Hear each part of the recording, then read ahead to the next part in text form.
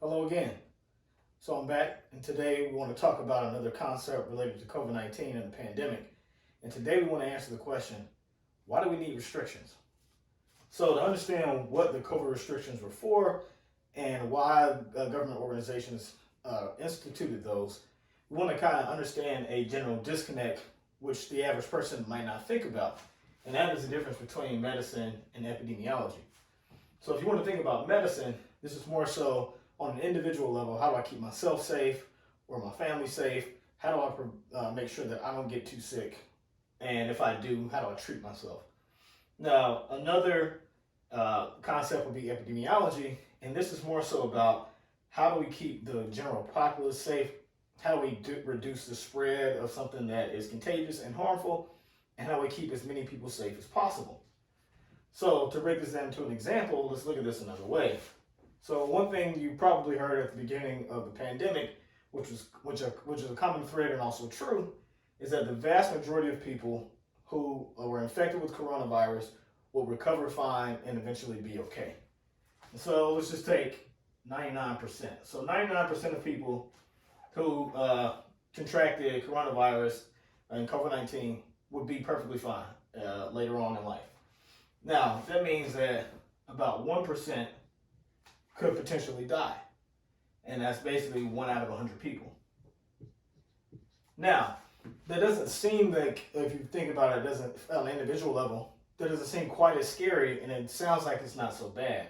But the problem is that doesn't consider how contagious the virus is. And one of the biggest problems with coronavirus is that it spreads really easily and really rapidly. So that means that this will infect a lot of people. So to take this from an epidemiological perspective, let's think about how many people in the population may get it.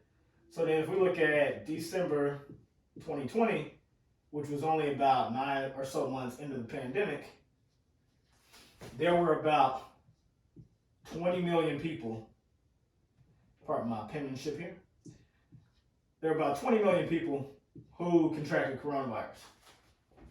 Now, if we take this 1 out of 100 and multiply that by 20 million, then that's going to give us 200,000 people who could potentially die in a worst case scenario. And that is, in most cases, any government will say that's horrible. We can't allow that to happen to our population. And so that's why there were different things that were done. One thing would be COVID-19 restrictions, such as limitations on crowd sizes, mask mandates, and other kinds of restrictions like social distancing. So we'll say these are restrictions.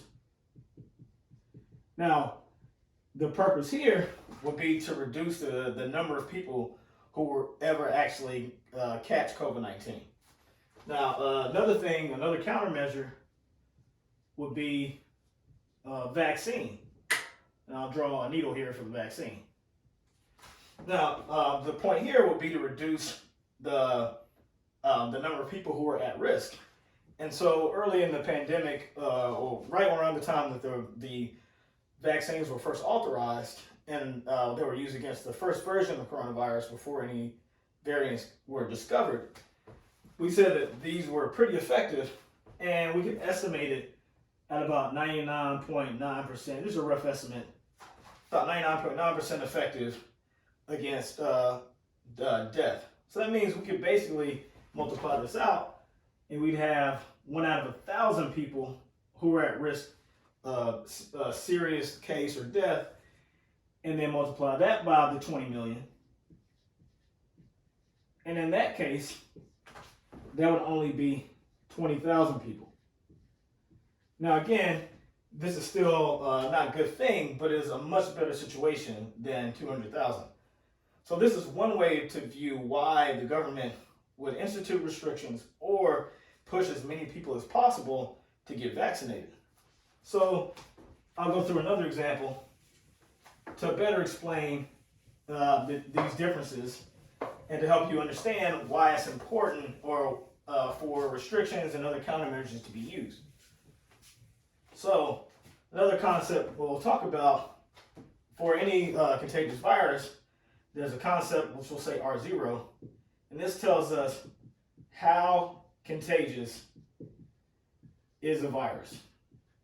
So if a government's goal is to keep the numbers of cases as low as possible, it's going to be critical to know, well, how contagious is that virus?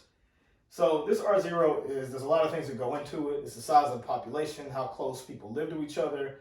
Are there any restrictions that are already in existence? And so if you have no restrictions and everything is just normal, that's where the R0 might be. So this is a case where there are no COVID restrictions, no countermeasures. So the best estimate, there's lots of different estimates. So for simplicity, we'll put this at about the number 2. So what that means is that for any person who gets coronavirus, on average, they'll spread it to about 2 other people. So we can use that to estimate how things will change over time with cases. So let's imagine that you are a health advisor in a community of about 100,000 people. Let's say it's about 100,000 citizens in your county. And you want to make sure that you have no more than 10,000 people with coronavirus in your community to keep as many people safe as possible. Now, let's say that at a given time, we'll say this is January 22, and this is a tough time because this is when there was an outbreak of the Omicron variant in a lot of places. So let's say you had about 5,000 citizens in your area who had a case of COVID-19. Well, if we take that and we multiply that by R0, which would be 2, that means that over the span of time, you would expect about 10,000 people, let's say in a week's time, to catch COVID-19. And you may think to yourself, well, that number is too high. What can I do? And so there's another concept to think about, which we will call RE for effective. I'll draw that a little better. So R effective means that if you put in restrictions or you put in, say, a mask mandate, or you take some action, you can actually reduce this number because you can reduce the amount of interactions people have, and so they're less likely to spread the virus. So let's say with R effective, and say we put in a mask mandate, we can reduce that number 2 to 1.25. So if we can reduce that number that way, then we could take that 5,000 and then we would only be multiplying that by 1.25. And in that case, we'd only have a little over 6,000 cases. And this is a better situation. So you may say, hey, let's reinstitute a mask mandate for a short period of time because that'll help keep people safe. Now, let's say there's another situation. We'll say this is April 22, when the cases are much lower. Let's say in your community, there's only about 200 people who have reported a case of coronavirus. So in that case, even if you have no restrictions and you multiply by R0 again, then you're only going to have about 400 cases. And you may think to yourself, well, it's not ideal, but this is manageable. We have plenty of hospital beds to handle any person that gets severely sick. And so our community will be okay with that number. And so then you may decide we don't need to institute any new restrictions or a mask mandate. So again, if you want to understand why government will institute these types of restrictions, it's not just about how dangerous the virus is for any one person. It's also about how does that virus affect the entire community, and how do we keep the entire community as safe as possible. And that's it for now.